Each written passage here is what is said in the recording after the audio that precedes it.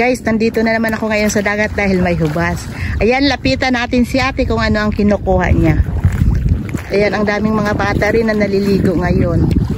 Nanguha rin sila ng tagunhason, sabay na rin naligo kasi ayan guys, oh, ang ganda ngayon ng tubig dagat. Malinaw, malinis.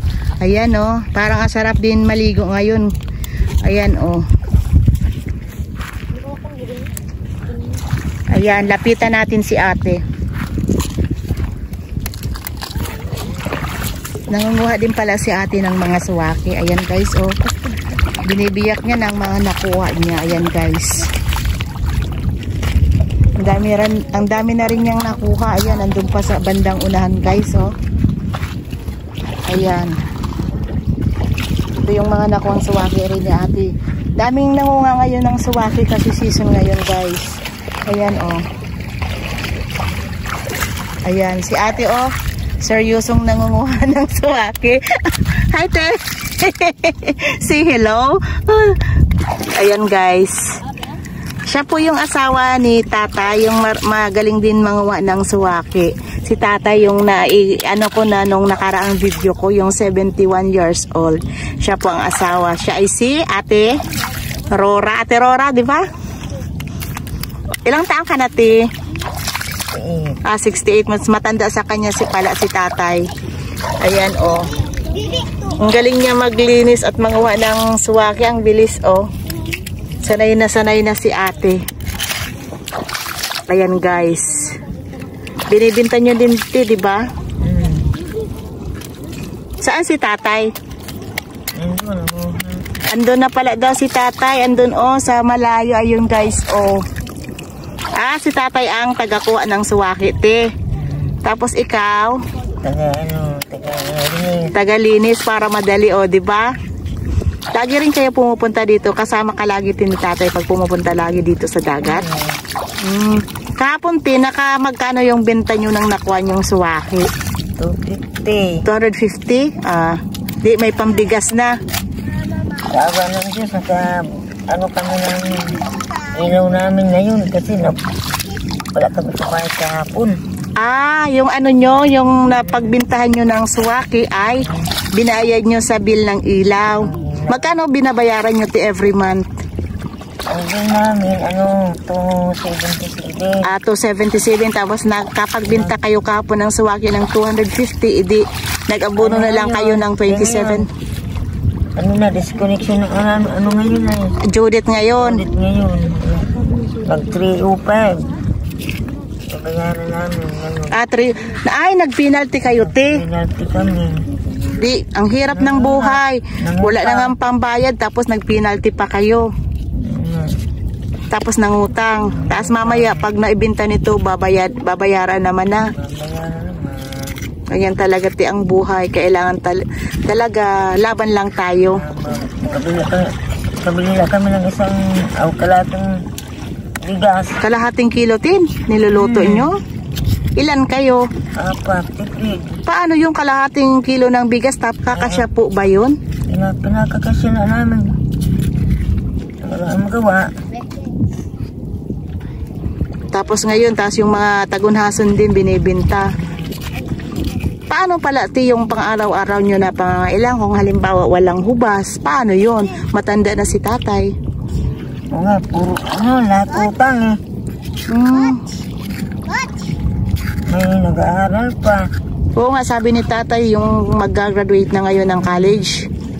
Yun ang bunso nyo, te? Ang dami namin utang ngayon eh. 5-6 Bombay. Ano te, ano ka baka mamaya sa nakapanood nito, baka mamaya may yung mga malambot at mabuting puso, o di ba? Yan, te, oh. Sana nga, matulungan naman kami. Hirap talaga eh. Marami pang naramdam sa katawan. Ayun nga si tatay, di ba? 71. Ayun, nakababad pa rin sa dagat. Nagsisisid para manguha ng mga suwaki.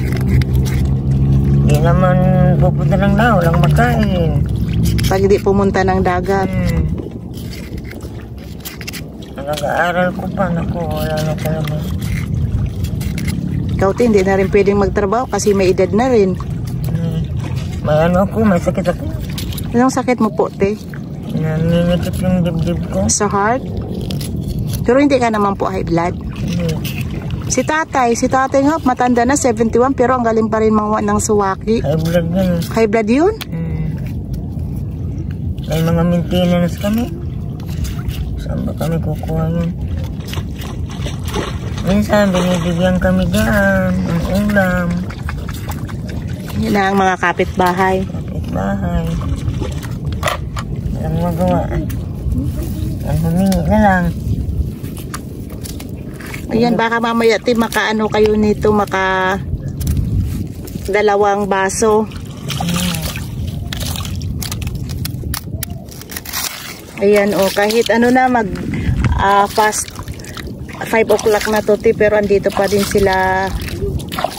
Kahit madilim na eh. Nandito pa rin kayo sa dagat. Dito pa rin kami. Buti kamot hindi kayo, tawag-tawag nito, yung pangiwag or panulo. Hindi na Hindi na kaya. Hindi na kaya kasi kanina ang init ng sikat ng araw, tas sa gabi pa. Yan, ayan ang bilis ni ate maglinis ng suwaki. Sanay na sanay na. Ayan ito pa lang na nila, 1 baso. Magkano to, te, ang ganito, te? 1 baso? 100 po ang binibenta nito. Di, mamaya pag may nakabili na, di makakabili na kayo ng bigas kalahati. Magkano yun? Paano yung ulam pala, te? Binibigyan na kami dyan pag may mga daming naluluto ang kapitbahay. Paano pala pag wala? Wala talaga ang magawa.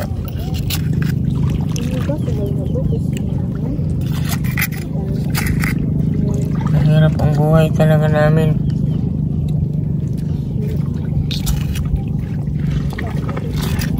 Ayan guys,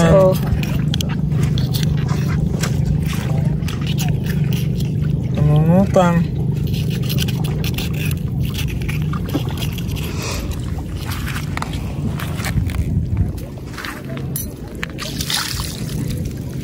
Ayan. Yun, te, isang na yan, isang baso, halagang 100 na. Baka mamaya maka 2 baso kanya. Nandun pa si tatay, nagsisisid pa dun sa may mga doon sa malayo.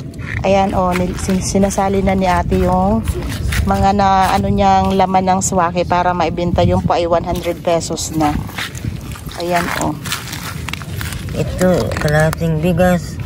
Bukas naman mag-aaral, 30 sa aga, 30 sa hapon. Di 60 pesos. 60. Di yung kalahating bigas, magkano? 30, 90. Sana pagbintahan mong 10 piso ang natira. Wala na talaga. Paano yung pangkapi, pang-ulam? Lahat ka utang eh. Minsan din na kami nagkakape. Ay, ganon? Ano na lang, tubig mainit. Hala. Yan guys, baka sa mga gustong tumulong kay ate, sa may mga malambot ang puso dyan. Naiyak na tuloy si ate. Oh my God. Huwag kang umiyak, te. Laban lang tayo sa buhay.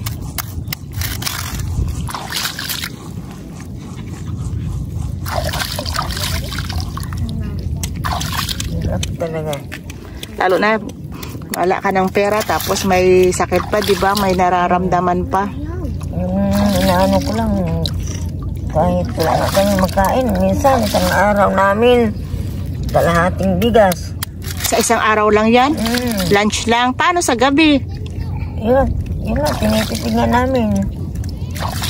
May ano pa ako, may bata na, anak na, indigent pa. Ano po siya, te? Parang si Mahal. Parang si Mahal o Nano. Pero okay naman siya. Okay siya na. Nagagaling pa lang ngayon sa sakit eh. Ay, ganon? Operado yun eh. Babae? Babae. Operada sa ano? Sa Almoranas. 37 years old na. Yun lang naiiwan sa bahay. Di paano pag wala kayo? Siya mag-isa. Yun na lang ang kasama nyo sa bahay, siya mag-isa pa. Tapos yung estudyante mo. Estudyante ko. Yun nga, inaano ko nga eh. Gagraduate ngayon. Hindi ko alam kung saan ako kukuha ng pera.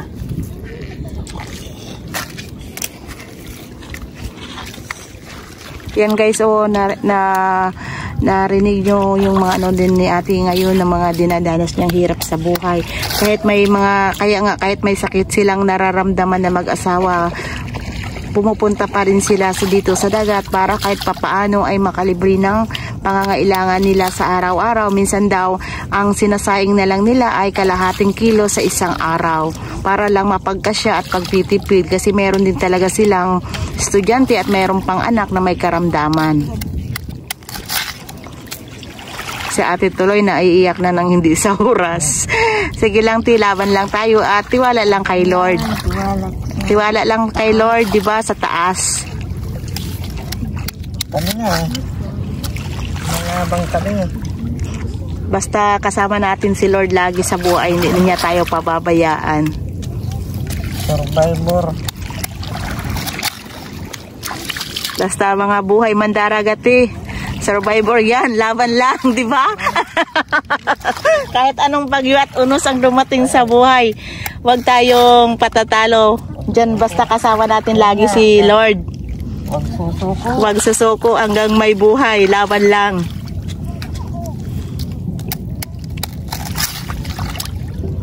Di paano yan, ti, pag uwi nyo, maglalako pa, tapos kung may bibili, di makabili din agad ng bigas. Hintay naman pang may nagbili. Di paano palimbawa pala pag wala? Inaano naman nila. Binabayaran na, kinakain na lang. Binabayaran na lang ng mga ano. Kasi naawang sa amin kung isuli pa. Oo.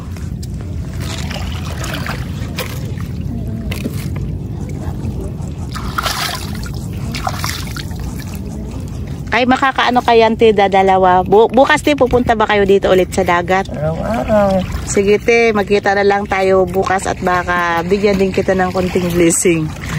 Ha, te? Bukas dito na lang tayo magtagpo. Sige guys, hanggang dito na lang kasi medyo madilim na rin at uwi na rin kami kasi nakakawa na rin kami ng libreng pang-ulam sa araw na to kasi parang naano din yung ano ko, dibdib ko sa mga sa sitwasyon ba ni ate. Salamat po sa lahat at salamat din sa mga nanonood. God bless po, ingat ang lahat. Bye. Bye, te. Harap naman sa camera. Bye. Bye.